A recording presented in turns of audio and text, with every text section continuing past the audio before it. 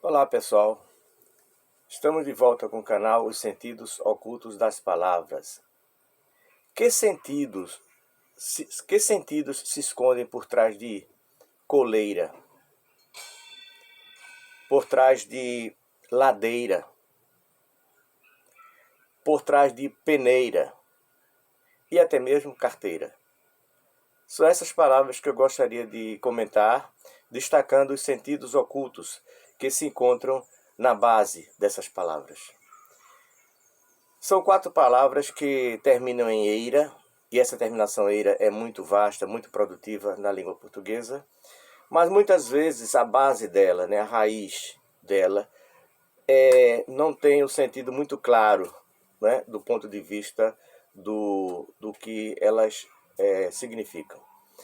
Então, eu gostaria de frisar hoje essas palavras. A primeira é coleira, Coleira, o objeto que se usa em torno do pescoço, por exemplo, de um cão, naturalmente vem de colo. Então, o que está na base de coleira é colo. Colo é pescoço, não é? Então, colo é o pescoço e toda essa região de cima, Então, por exemplo, o colo, O colo representa o pescoço e essa parte superior. Então, na verdade, coleira significa isto, Um objeto que se coloca em torno do colo, Da segunda palavra, ladeira, exatamente, tirando eira, nós temos a palavra lado. Então, a gente usa cotidianamente, claro, ladeira, ninguém pensa em lado, mas na verdade a ladeira, ela se encontra do lado, não é? Ela forma um lado, um declive lateral. Então, é exatamente da palavra lado que surgiu ladeira. Então, claro que ninguém se lembra de usar, de pensar no sentido que, por exemplo, lado estaria aí, nesta palavra. Mas a verdade é essa, É a palavra lado, e de lado se derivou, com a terminação eira, o nome ladeira. A outra palavra é peneira. Veja, peneira, ninguém se lembra, porque a função da peneira é o quê? Vamos dizer assim, pulverizar, ou separar, por exemplo, algum tipo de farináceo, por exemplo. Mas o que está na raiz de peneira é pão. Esse pen, na verdade de pão. É uma alteração dos sons da palavra pão. Então, na verdade, peneira era um cesto antigo para se colocar pão. Depois passou a ser usado então com essa função que nós conhecemos hoje para peneira. E daí, naturalmente, surgiu esse termo, esse nome peneira, que passamos, portanto, a usar com um sentido mais vasto.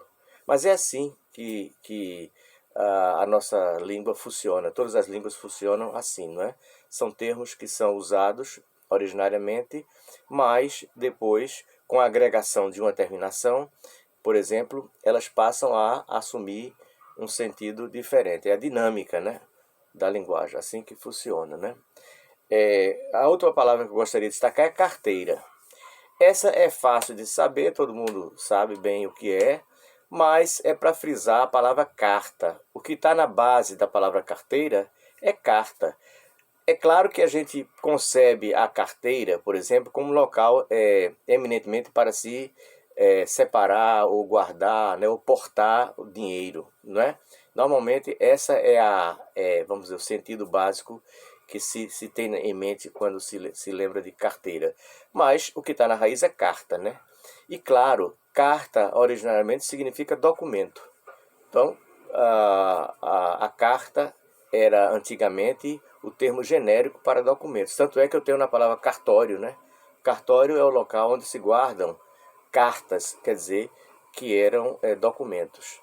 Ainda hoje eu tenho alguns termos que se usam com sentido de documento. Por exemplo, eu posso usar carta de motorista, E alguns chamam também carteira de motorista, Mas na verdade é exatamente a palavra carta que está na raiz de tudo isso, Então, a partir disso se criou esse termo carteira, Que significa, portanto, o objeto no qual se portam ou se guardam os documentos, além, naturalmente, de dinheiro. Então, a produtividade de eira é muito grande na língua portuguesa, né? Eu aqui passaria o dia todo falando de nomes terminados em eira, mas eu escolhi esses 4 exatamente para destacar os nomes que estão, os sentidos que estão obliterados, que estão obscurecidos, às vezes do uso cotidiano, né? É provável que uma pessoa que fale de coleira não se lembre de colo, de pescoço, né? Mas sabe, por exemplo, que nós chamamos o colo do útero, por exemplo, né? E é o pescoço do útero, a parte mais longa do útero. Então, nesse exemplo específico de coleira, temos aí um caso curioso para a gente ter mais consciência dos nomes que usamos no cotidiano, né? Era essa a informação que eu gostaria de trazer hoje. Pedido mais uma vez para dar o like no vídeo, compartilhar e até se inscreverem no canal, para que novos vídeos sejam feitos, para que o conhecimento sobre os usos da linguagem no seu dia a dia sejam aqui cada vez mais explicitados. É essa a nossa função deste canal. Um canal onde se estuda a língua portuguesa sem necessariamente ter que aprender gramática. Esse é o nosso lema.